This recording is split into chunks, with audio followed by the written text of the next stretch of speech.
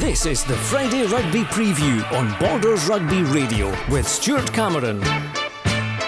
Hello and welcome to the Friday Rugby Preview. It's Cup weekend in Scotland again, and we have one Borders team already through to the semi-final stage without even getting onto the pitch. GHK withdrew from their game at Hawick, but our other local side, Selkirk, are ready to head west to take on Ayr at Millbrae in the quarter-final. So plenty to come in the programme with Dale Clancy and myself over the next half hour or so, hearing from the 7 Borders sides who will be playing tomorrow. So Dale, let's start with the Scottish Cup, and we saw Watsonians pull out last week, GHK this week, and as we said last week, really tough for National 1 teams to devote to this competition when it overlaps so dramatically with the important league games. I've given my opinion about the Cup competition, how it doesn't really carry a lot of real prestige anymore, and I think looking at the GHK situation is really stark because they wanted to pull out in round 1, they then wanted to pull out the next round, but it was a league double header, so it's got them to the point now where they've got an opportunity to pull out, which obviously means that Hawick get the bye, but it is difficult, and I think that, week on week, the views that you'd shared in the offside line and, a lot of conversations that had been had in clubs are starting to become a little stronger with each week that the Cup goes by, because, to get to this stage, that the Scottish champions have been given a bye into the next round.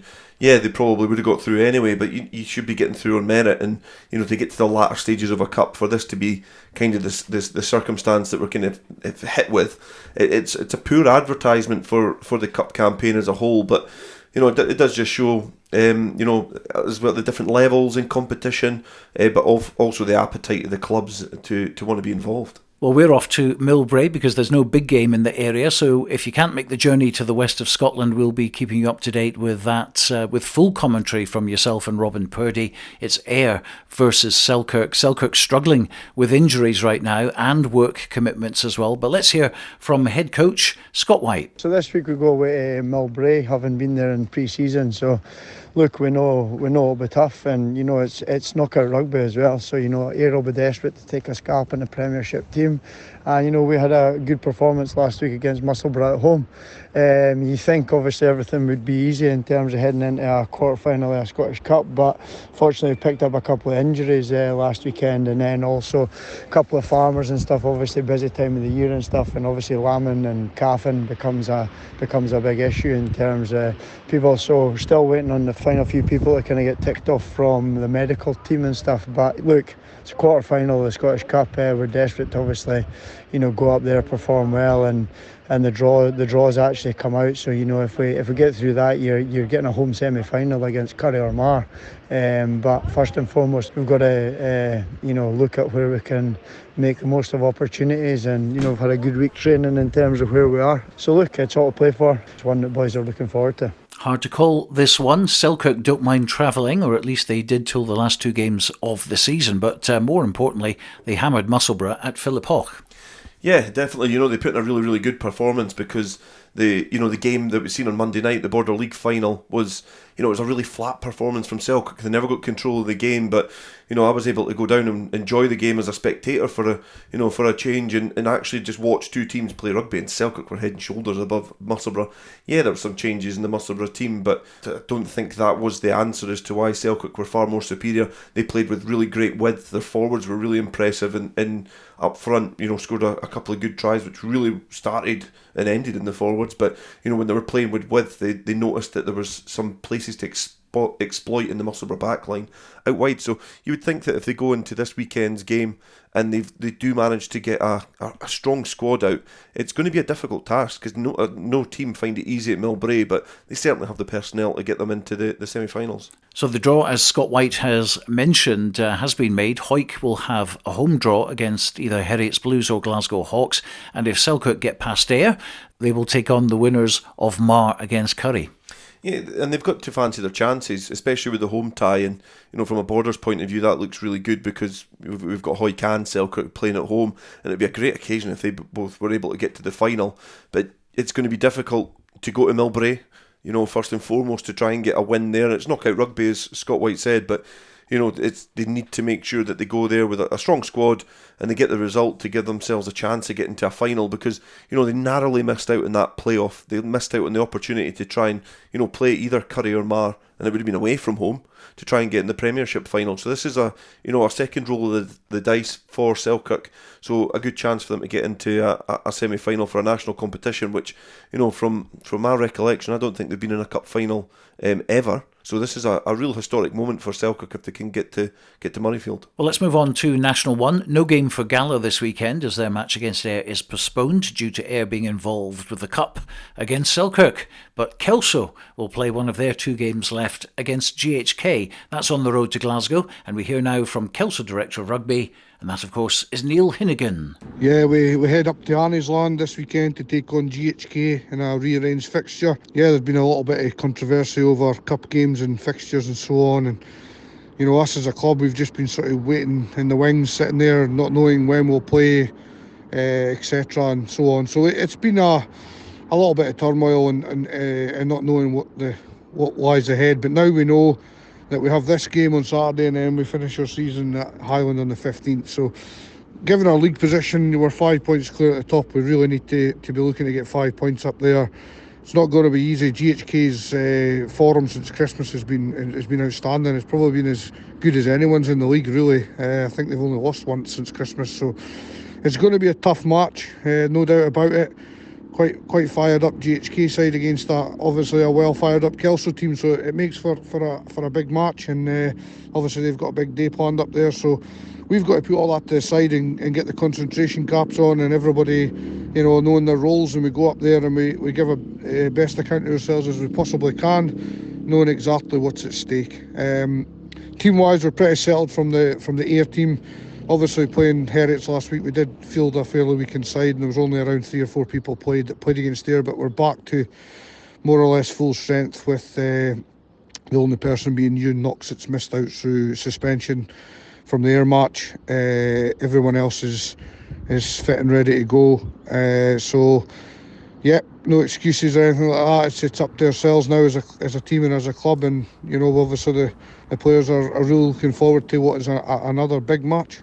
Big game for Kelso, and as you mentioned as well, GHK, when on their day they can be very, very competitive.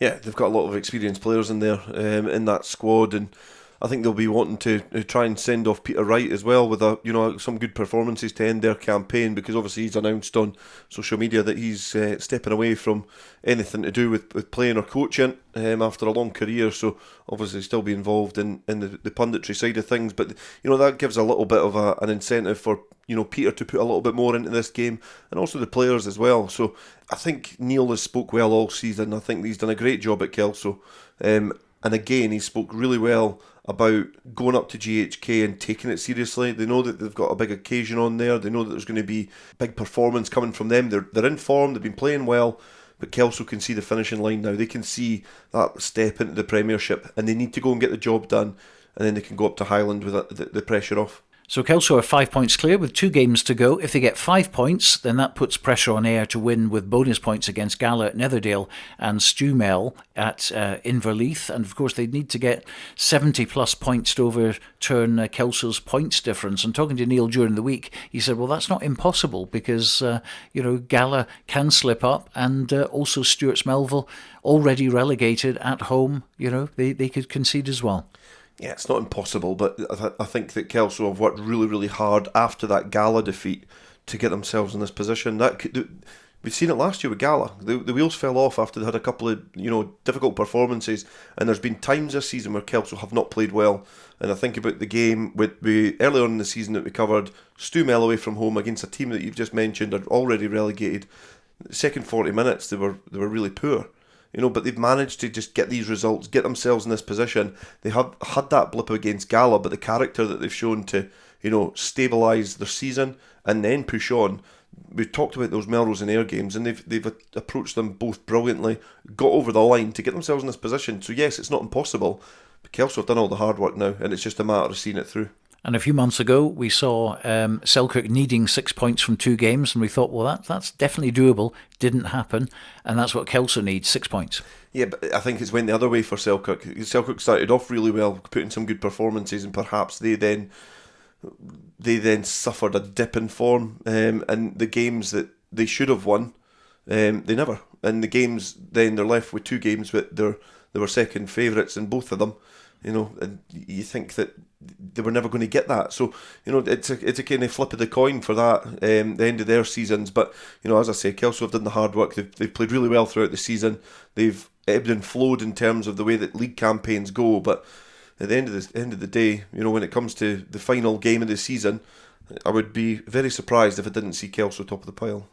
Well, Andrew Fleming will be on the coach with Kelso, heading for GHK, so we look forward to getting live updates from him, and goodness knows what will happen on the coach back if they get a 5-pointer up there. Melrose travel to the capital to play Stuart's Melville at Inverleith, a dead rubber for both teams, with Stumel relegated and Melrose out of the equation in terms of promotion. But as we hear from Bert Grigg now, the head coach of Melrose, they'll still be looking for a good performance and a win. Yeah, obviously we returned to league action this week after being involved in the Border League and Scottish Cup games the last week. Good opportunity for us to finish the league season out strong and really cement that sort of top 4 finish where we should be. And look, Stuart's Melville, obviously they've had a pretty difficult season, but they'll be looking to finish the season strongly. We're under no illusions that they're going to come out firing, and they're going to look to put a performance out against us. Now, it was obviously pretty close versus them at home for the initial part, and wasn't until the latter stages that we started to pull away, and we're expecting a similar stuffy performance from Stumel, and it's a challenge for us as a group to get back onto that horse, get back into some winning ways, and put out a performance where we feel that we can really stretch Stumel and challenge them with the pace of the game and just our ability to move the ball like we did against Curry last week. It's been a good season on the whole for Melrose. They'll certainly be building towards that National 1 campaign next year as well. Yeah, I think we've probably reached that point in Melrose's season. We were always talking about, after they lost that game against Kelso, how perhaps they're now focusing on that Border League. We're now just talking about probably focusing on the sevens, if we're being honest about Melrose. But there's going to be a little change up at Melrose next season with a changing coach. There's obviously going to be that little progression that Melrose are going to have to go through if they want to get back to the Premiership, that they're going to have to bring bodies in or blood, new players into the senior side. So there will be an element of focus on that. I would be surprised if they went like full strength for this weekend, with obviously a big weekend coming up the following week. So it'll be interesting to see what kind of players that they field. But it's a game you'd expect them to go up there and win. Stumel have been really poor this season, and at times even struggled for players and fielding a full squad selection. So it's difficult to even look at that in terms of our second tier of amateur rugby, to see squads doing that, but it's just a sign of the times. But Melrose certainly building towards next year. 3 teams going down from National 1, Aberdeen and Stumel already through the trapdoor, but the other slot will either be Watsonians or Stirling County. They both play each other at Mireside. A few nervous moments in that one, no doubt, and one we'll be keeping an eye on for sure. Watsonians, though, have a game in hand, and their last game will be at home to Aberdeen. Yeah, I think that, again, looking at that, we did just mention in terms of the landscape of rugby and how it's a sign of the times. You've got Boroughmuir being relegated from Nat 2 down to Nat 3, and then you've got Watsonians and Stirling County. But they're 2 teams almost going to be going down to Nat 2. So the knock-on effect from the Super Series it's had on the amateur teams has been pretty strong. It's almost half and half. Melrose and Ayr are fighting up towards the top of that league. Heriot's obviously got into the Premiership, but those other 3 clubs are really, really struggling. So it's going to be, a big weekend for those clubs. But Watsonians, you would say, and again with their form, like they've had some good games at home. They've obviously run Ayr close. Stirling County as well picked up a win against Melrose at the beginning of the season. So both teams can win on any given day. But Watsonians have that game against Aberdeen to come up at the end of the season. So one team out of those 2 will be going down. On to National 2. Peebles are away at Cartha Queen's Park. On paper, should be a comfortable afternoon for them. Let's hear what Ian Chisholm has to say. This weekend up at Cartha is just around finishing the season strong, making sure that we're building it next season around selection, but also around playing style and how we're trying to do things there. We've had a big ruck focus over the last few weeks, and Graham Patterson's been leading that, and we're seeing that in bits. And it's really clear to us as a group that when we get that right, the rest of our game just flows from there. And we've been hammering it all season, but there's a real understand that tempo starts at the breakdown, and everything from there is all joined up. Pass accuracy, footwork pre-contact, the detail in our ball presentation, our hand speed, the type of pass that we're making, understanding momentum, when to kick and when not to kick, and pulling triggers and managing space off good carries. And I'm hopeful that we'll see a bit more of that this weekend than we did last weekend. And although the scoreboard suggested that it was probably an easy win, there were times in there where we were really, really wasteful, and we still conceded 18 penalties. And going back to the start of the season, where we're winning games but still conceding all these points, we could potentially double our tally, or at least double the time that we spend in possession without giving the opposition easy access into our half or easy exits out of their own half. But going into this weekend, our front row is John Gray, Lewis Copeland, and Willie Aitken. Ross Brown comes into the starting side for Sean Brotherton, who is unavailable this weekend, and Cammy Pye is into the second row. Ewan Jackson and Rowan McKeever, they come in for Finlay Collins and Murdo Anderson, and Finlay Sinclair keeps his place at number 8. Jack Harrison had a pretty solid game at 9. He is a 9, but I've just been needing him elsewhere this season. He kicks really well, he passes really well, and our challenge to him is just to create a bit of tempo around the breakdown and have everybody else catch up to him rather than the other way around. Frey McKeever, he had a good showing last week at 10, and I'm looking for him to do the same. Our centres are Rob Harrison and James Dow. Our wingers are Rob Smith, who comes in for Neil Pate, who had him and Scott Studdart clashed heads on Tuesday night playing touch. So they are both out for this weekend.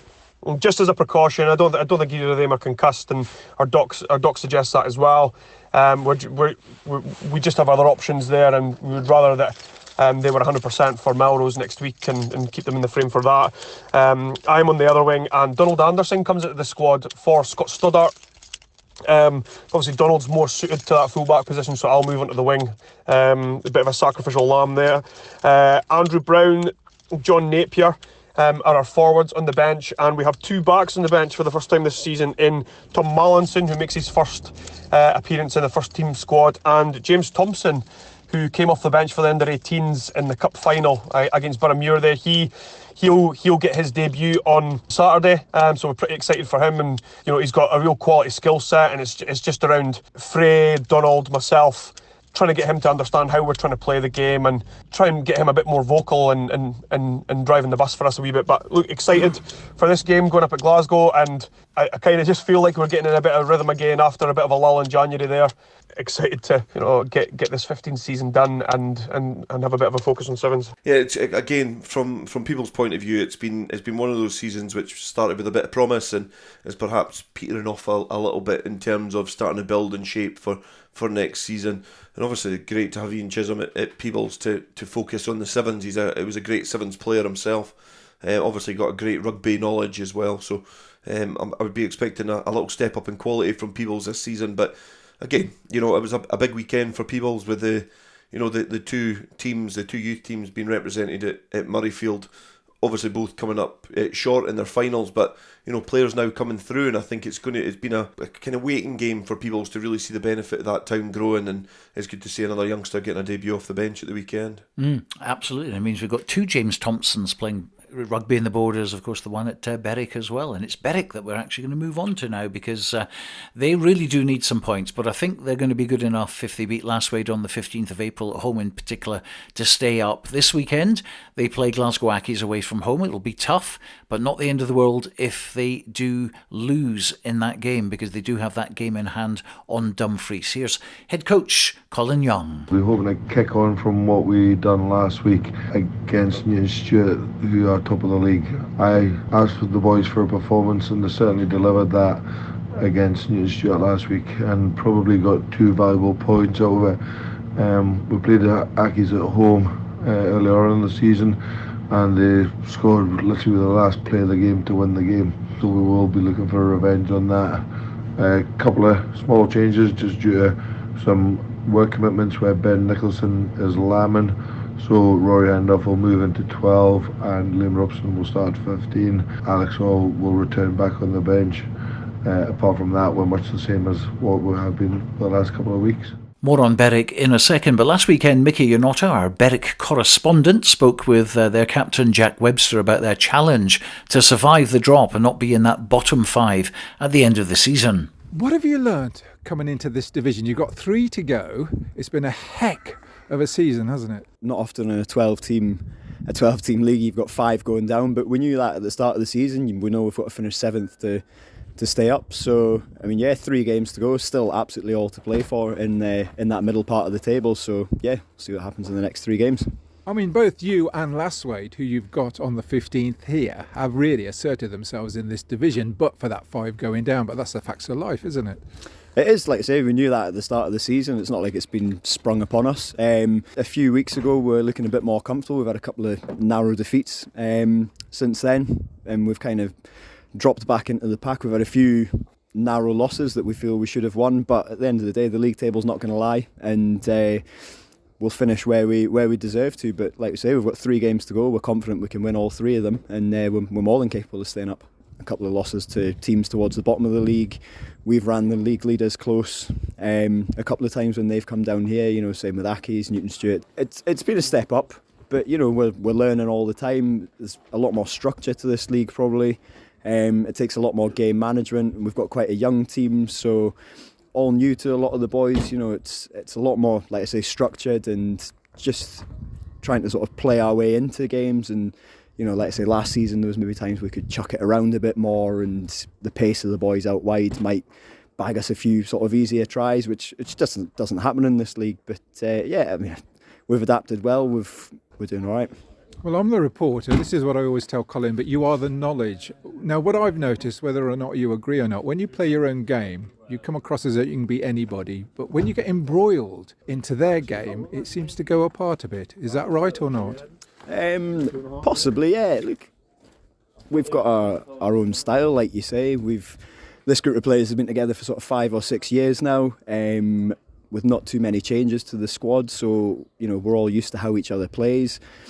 We've worked on our game that whole time. We've tried to develop it as we go as well. Youngie's brought a style of play in that we're all really comfortable with, and when it does fire, it's really fun to play. It's about keeping the ball, it's chucking the ball around, but at the same time it's about making meters as well and getting over the advantage line. But like we've shown against Newton Stuart today, when we get on the front foot and we play our own rugby, we can absolutely match any team in this league. But yeah, it's probably true of any team. When you get sort of suckered into another team's game and, like you say, embroiled into things that you're not comfortable with, it's never going to be as good. The structure falls away a bit. You're out your comfort zone. It's not going to bring the rugby that you're training for. But like you say, when we're on our own game, we believe we can beat anybody, and I think we're showing that we can absolutely beat anybody on our day.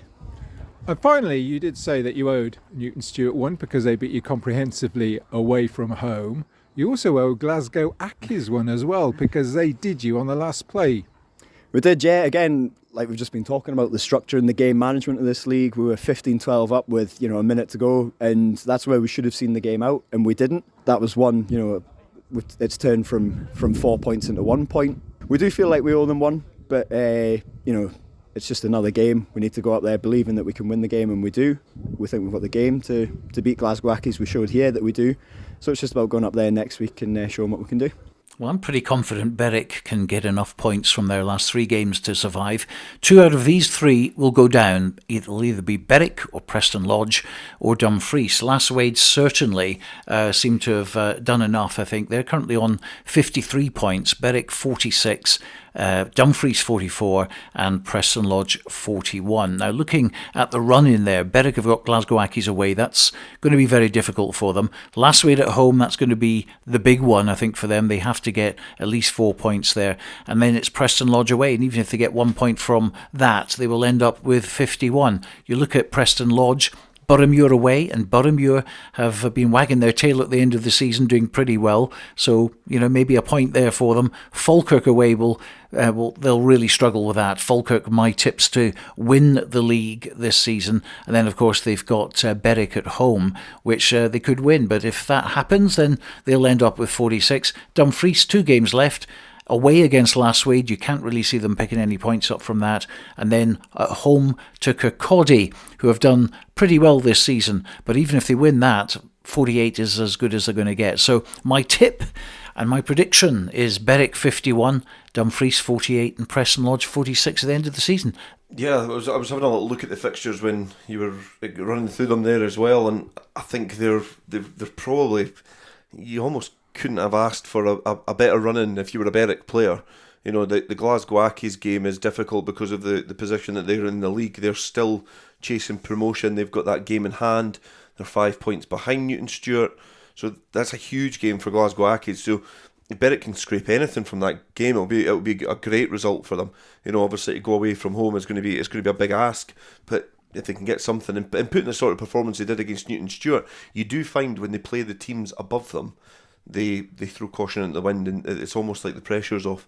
So it's almost a saving grace that they do have Lasswade as well, because you feel that I feel that if they get 5 points somewhere, I think they're safe, because I don't see with the remaining fixtures, I don't see Dumfries, Saints or Preston Lodge getting those wins that they need. The danger will be Preston Lodge, I feel, because they do have that game in hand. I always say you need cash in the bank, you need your points on the board, but you still have to be realistic and say there's a possibility that they can claw themselves back up the league. But Berwick have got a good run of fixtures, and with the confidence there, Webster spoke really, really well, really open and transparent about where they are and where as a club and as a team. But certainly, his head's screwed on, and I think the rest of the players will be the exact same mindset. And of course it's 5 down, but from next season it'll just be the 1 up, 1 down, presumably. It allows teams to get a little bit more stability. I think that this season we have to accept it for what it is. There's had to be a change. There has to be a way to implement that change. So some teams are going to have to go through a couple of years of struggle to get back to where they are. But it does reflect as to what level you're going to be in. But 1 team up, 1 team down does allow clubs to get a little bit more stability. In terms of long term and putting that development pathway in for players from youth level up to a certain level of rugby that they can offer. So, hopefully these 10-team leagues are the answer, for a long, long time. Well, on to East League 2, and Hoyt Lindeen are playing at Dalkeith in their penultimate match of the season. A great effort from everyone at the club to try to finally fulfil these 2 fixtures, as Lindeen's Gary Alexander explains. We're back in action this weekend up at Dalkeith. It'll be the first game, unbelievably, for 8 weeks. Last played Livingston on the 4th of February, which was a bit of a struggle to get a team together, but we managed it. But unfortunately, we picked up even more injuries, long-term ones, and that led to us failing to fulfil against Langham and Dalkeith. So much so, the problem was at one point we were feeling we would struggle to see out the season. And once we mooted that, it then became clear that there was implications in that if we did so, the competition rules are treated as having withdrawn from the league, where results are wiped out, and that would have an impact on league positions. We found out as well that there was prize money for first, second, third. If the results were wiped, Costophron would be second, Dalkeith third, and by not playing Dalkeith, we would be denying them the opportunity, because if they win against us handsomely, they could gain second place. So it wasn't a nice situation to be directly impacting league positions and prize money. We also felt really uncomfortable at letting Langham down, even though they had won the league. We were denying them a home game, gate money, bar money. There's usually always a good crowd at Milltown for our matches, so that didn't sit too well. And the other thing, it wasn't great for the club. It didn't look too great if we weren't seeing out the season. So we thought we'll have to try and give it a go and find a way to see the season out. So we've been working really hard behind the scenes. Huge credit to our coach Simon Spalding. He's a young coach in his first season, and he spent his time chasing players and so on. So he deserves huge credit. that we'll have a side together for this Saturday up at Dalkeith. So hopefully we can get some of the rustiness out of the way. I'm sure there will be after 8 weeks. But just to get back in the park is great, and I think it didn't help that once, as I say, we mooted who might fail to fulfil the season. The rumour mill went into full swing. The Linden were folding, closing the doors, etc., which was a whole load of nonsense. The old story in Hawick, you've got a sniffle at one end of the high street, and by the time the news gets to the other end, you're dead and buried up the Wellow Gate. But no, we're certainly looking to build towards next season using this game and the one against Langham. We're in discussion with Langham because at the moment it's the 15th of April, but our preferred date for both clubs is the 29th. Buys another couple of weeks for us to get some of our long-term injuries recovered. There we are. I think the Dogs got him after that. But great credit to Lindeen, who are trying to do the right thing, I think, and good to hear that they're very much playing rugby next season. Yeah, they've had a rough season, and it's great to hear Gary speak so openly about the trials and tribulations that you have at this level of rugby. You know, we've spoken on this programme before about sometimes teams can't field players, but they still have a level of quality of player that they can pick from. You know, the teams that I mentioned before, like Stuart's Melville, so they're a team that, you know, obviously have over the years have been towards the top level of rugby, so they still have that pool. It's really difficult in Hawick because Hawick Rugby Club now, the main rugby club, are probably going to be attracting most of the players because of the success that they're having. Something has to give, so there's going to be, you know, players going from one place to another. So at this level of rugby, it's really, really refreshing to hear and how honest and open they are about how they felt about letting teams down in terms of financially, because the impact that it's going to have on Dalkeith, not to get prize money perhaps, and obviously the success that Langham have had this season, they feel like they've devoid them of any opportunity to get a big gate. You know, these are the things that keep these clubs going. You know, getting people through the gate, getting the money over the bar, these social occasions that these clubs have. So it was great, you know, all rugby aside, the fact that you've got an event there, it was great to hear them being so open and honest about, you know, the difficulties that they've had on the field, how, you know, how noble and how honest they've been off the field. I think that's really great for Hawick Lindeen. Well, finally into East League 3 with Hawick Quins at home to Inverleith. It's the only local match in the Borders this weekend, and promotion is even more likely now after Edinburgh University Medics inflicted a defeat on league leaders Edinburgh Northern last weekend. Here's Quins captain Adam Hall. We're into the business end of the season now.